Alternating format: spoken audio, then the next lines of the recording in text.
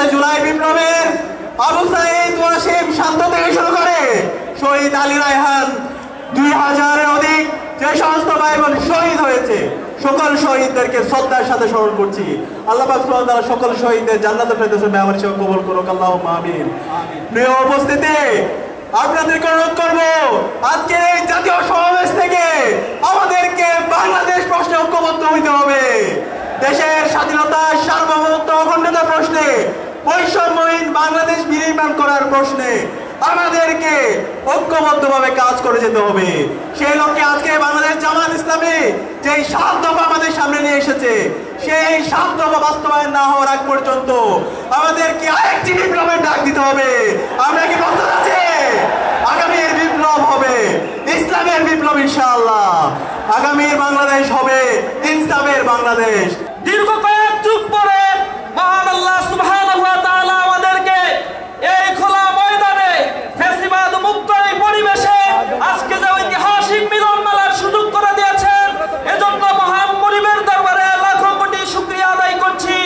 আজকে যে 7 দফা দাবি নিয়ে জামাত ইসলামীর মহাসমাবেশের আয়োজন হয়েছে, ইন্টারিম গভর্নমেন্টের কাছে বিনীতভাবে অনুরোধ জানাই তারা অনতি বিলম্বে গণ এই দাবি মেনে নিয়ে একটি সুষ্ঠু নির্বাচনের ব্যবস্থা করবেন।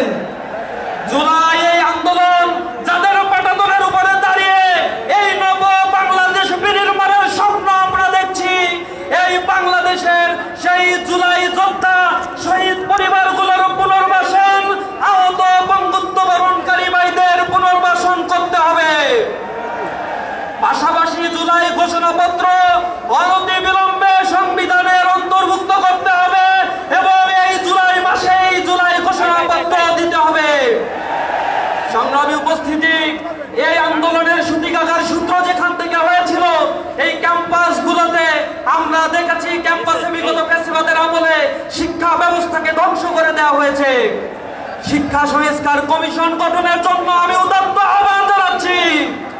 পাশাপাশি আমি আহ্বান জানাচ্ছি প্রিয় বন্ধুগণ, আগামীর নির্বাচনে আগামীর বাংলাদেশ বিনির্মাণের জন্য এক সুবর্ণ সুযোগ আমাদের সামনে এসেছে।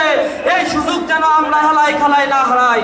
কবি নজরুলের ভাষায় বলতে চাই, দুর্গম গিরিকান্তার মরু দুস্তর পারাবার হ্যাঁ, লঙ্ঘিতে হবে রাত্রি নিশীতে যাত্রীর হুঁশিয়ার।